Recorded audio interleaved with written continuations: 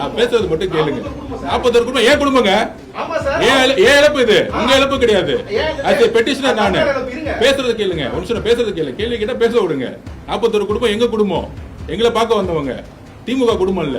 திமுக பிரிவுல தான் நடந்துச்சு. திமுக எஸ்பி ஸ்டேட்மெண்ட் கொடுத்திருக்காரு. 7:45 வரைக்கும் அது நடந்ததே தெரியாதான் அப்படின்னு சிபிஎல் என்கொயரியில சொல்லியிருக்காரு. அது தெரியுமா உங்களுக்கு? பெட்டிஷனரா நான் போனேன். எங்களோட பெட்டிஷன் என்ன, இங்க எஸ்ஐடி போட்டாங்க, எப்படி போட்டாங்கன்னு உங்களுக்கு தெரியும், எவ்வளவு கண்டம் நடந்துச்சுன்னு உங்களுக்கு தெரியும். அதை பத்தி கொஸ்டின் கேட்டீங்களா எப்பயாச்சும்? அந்த பெட்டிஷன் யார் போட்ட? திமுகவுடைய அந்த ஜட்மெண்ட்ல பெட்டிஷன் யார்? திமுக இருந்த பெட்டிஷன் போட்டான். அந்த திமுக பெட்டிஷன் யார் போட வச்சாங்க தெரியுமா? மகேஷ் பொய்யாமொழி அந்த பெட்டிஷன் போட வச்சாரு.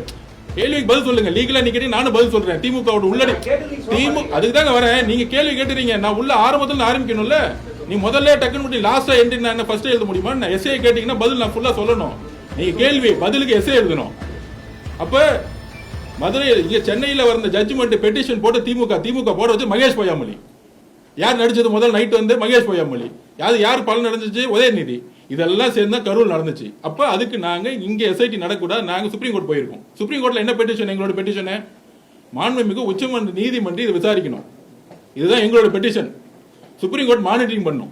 இதுதான் எங்களோட பெட்டிஷன். இதை பாதிக்கப்பட்டவங்க 4 பேர் கேஸ் போட்டாங்க. திமுக பத்தி உங்களுக்கு எல்லாம் தெரியும். ஒருத்தனை நைட்டை எப்படி நைட்டுக்குள்ள தூக்கி எப்படி காசை கொடுத்து மிரட்டி எப்படி உட்கார வைக்கணும்னு தெரியும்.